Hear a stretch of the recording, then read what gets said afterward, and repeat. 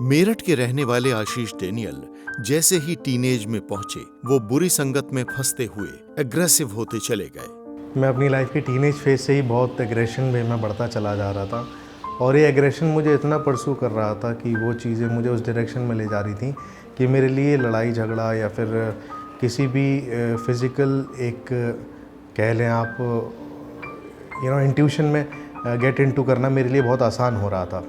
और मैं इन चीज़ों से इतना फैसिनेटेड हो रहा था जस्ट बिकॉज मैं एकेडमिक्स में भी अच्छा नहीं था, तो मेरे को ये क्रिमिनल एक्टिविटीज़ बहुत फैसिनेट कर रही थी। और by a very young age, मैं 15-16 का ही आप कह लीजिए, और मैं मेंटली इस हिसाब तक प्रिपेयर हो चुका था कि मैं इसे एक कैरियर कह लीजिए या फिर इसे प्रोफेशन कह लीजिए कि मैं अपना फ्यूचर एक ऐसी चीज़ में देख रहा था जो बाय लॉ अगेंस्ट थी, बाय मॉरल अगेंस्ट थी और बाय स्पिरिचुअलिटी भी अगेंस्ट थी। इन 2012 बेसिकली मेरी लाइफ के कुछ वजहों से मेरे पापा जब मुझे अक्सर समझाया करते थे तो मैंने रियलाइज़ किया कि मुझे कुछ ऐसा एक्शन लेना पड़ेगा जिससे मैं अपने आप को बचा पाऊँ, अदरवाइज़ या तो मैं मर जाऊँगा या मारा जाऊँगा। उनकी संगत को चेंज करने के लिए उनके पिता ने उनको कंस्ट्रक्शन इंजीनियरिंग करने के लिए पुणे भेज दिया। 8-10 महीने आर्मी बेस में रहने के कारण डिसिप्लिन की वजह से दुनियावी तौर पर अपने करियर के लिए गंभीर हो गए।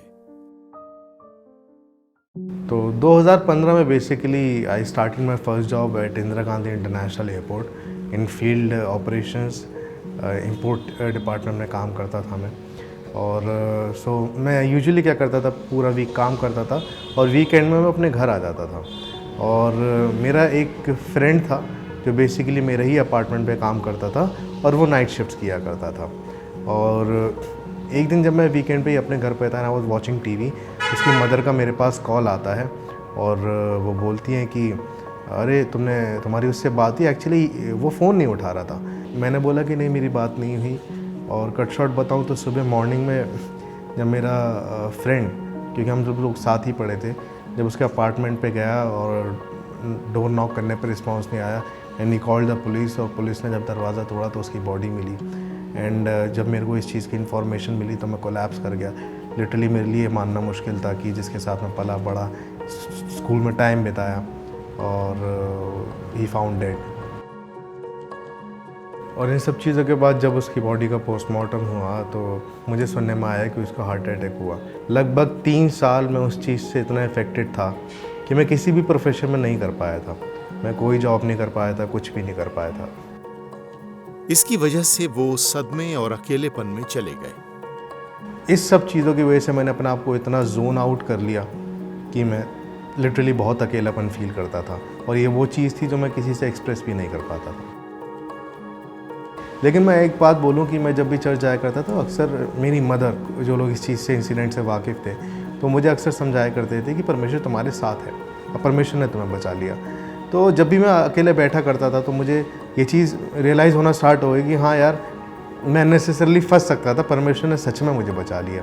तो मुझे बहुत सारी अपने पापा की कई बातें याद आई, अपनी मदर की कई बात आई, और मैं परमेश्वर यीशु मसीह का इस बात के लिए बहुत धन्यवाद करता हूँ। धीरे धीरे आशीष ने शांति के लिए बाइबल पढ़ना शुरू कर दिया, साथ ही प्रार्थना भी करना शुरू कर दिया। मेरे फादर हमेशा एक वचन को कोट किया करते थे कि धर्मी के लिए सारी बातें मिलकर भलाई उत्पन्न करती हैं। और मैं अक्सर एक चीज़ को सोचा करता था कि मैं तो इतना धर्मी भी नहीं हूँ, फिर भी परमेश्वर के वचन ने मेरे लिए भलाई उत्पन्न करी।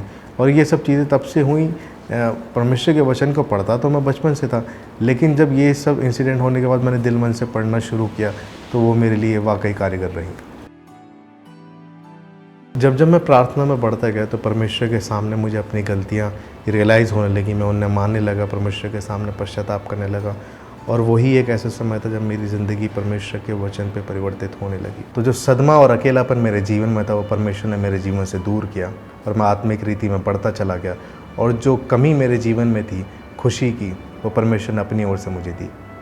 परमेश्वर का साथ पाकर आशीष ने जिंदगी को दोबारा शुरू करने का फैसला किया। उन्होंने एक बिजनेस शुरू किया। 2017 के बाद से मेरे बहुत अच्छे लाइफ चेंजिंग डिसीजंस रहे, जैसे कि परमेश्वर के साथ मेरे रिलेशनशिप अच्छे हुए, मेरे फैमिली के साथ मेरे संबंध काफ़ी अच्छे हुए, मैं बहुत ज़्यादा डिसिप्लिन हो गया, मेरे एग्रेशन कम हुए, मेरे कैरियर में बहुत अच्छे ऊंचाइयाँ परमेश्वर ने मुझे दी।